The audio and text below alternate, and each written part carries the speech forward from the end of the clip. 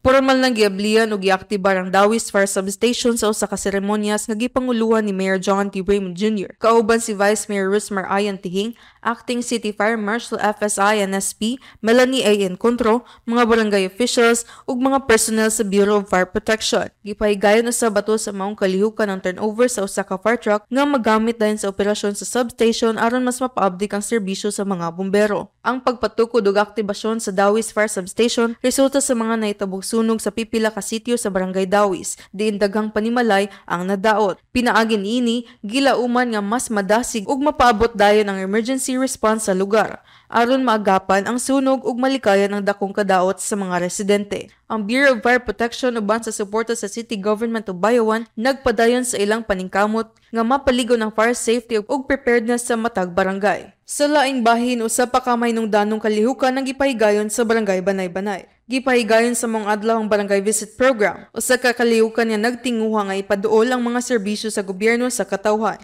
Lakip sa mga gihatag nga serbisyo mao ang libreng medical ug dental check-up alang sa mga residente. Gitambungan kini mismo ni Board Member Popoy Renasha ug mga konsyel sa sangguniang panunglungsod, diin sila nagpakita sa ilang tibok suporta alang sa pagpalambo sa serbisyo publiko sa mga kabarangayan sa Bayawan.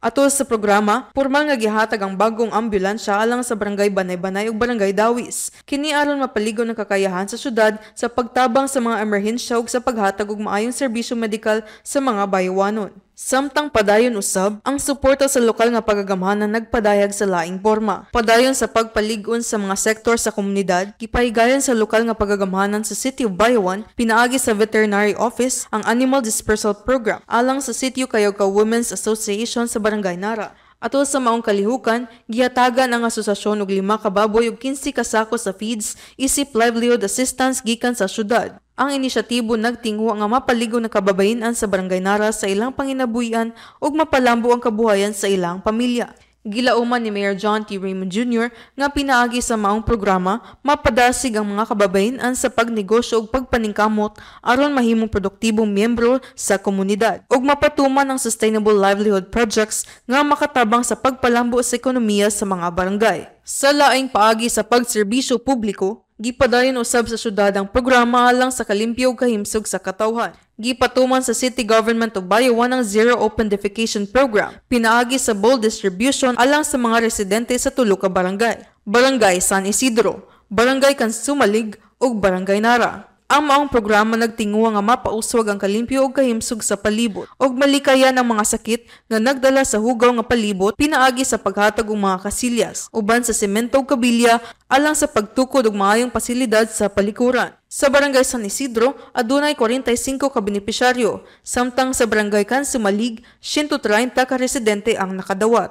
Sa Barangay Nara, 40 ka benepisyaryo gikan sa Sitio Kayawkaw ug 188 ka benepisyaryo gikan sa Sitio Gamaw ang napasidunggan sa programa. Padayon ang suporta sa City Government of Bayawan sa mga programa sa kalimpyo, kahimsog ug kaluwasan sa publiko, isip kabahin sa tumong nga mahimong limpyo, himsog ug malambuon nga syudad.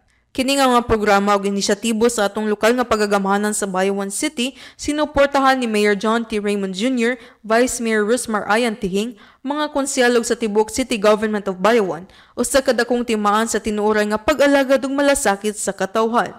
Pinaagi niini, mas napaduol ang mga serbisyo sa gobyerno ug mas natubag ang panginahanglan sa mga bayawanon. Usa ka tinuod nga buhat alang sa kalambuan ug kaayuhan sa atong dakbayan. Kini si John Christine Rawelo gikan sa Media Bureau, Ibayaw Bayawan, kita ang Bayawan.